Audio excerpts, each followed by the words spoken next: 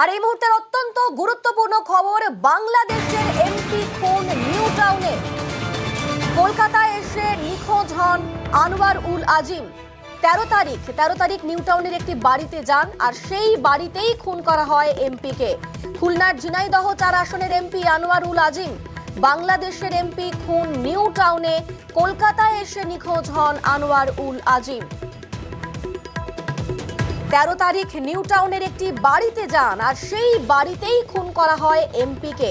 খুলনার ঝিনাইদহ 4 আসনের এমপি আনোয়ার উল আজিম। আমাদের সঙ্গে সরাসরি রয়েছেন প্রতিনিধি অনুপ।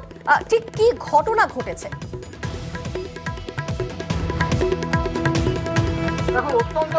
বাংলাদেশের এমপি মূলত গত 12 তারিখে তিনি কলকাতায় এসেছেন চিকিৎসার জন্য। চিকিৎসা আসার পরে প্রথমে তিনি বড়নগর থানা এলাকায় তার একটি আত্মীয়র বাড়ি ওঠেন। তার পরবর্তী ক্ষেত্রে তিনি নিউ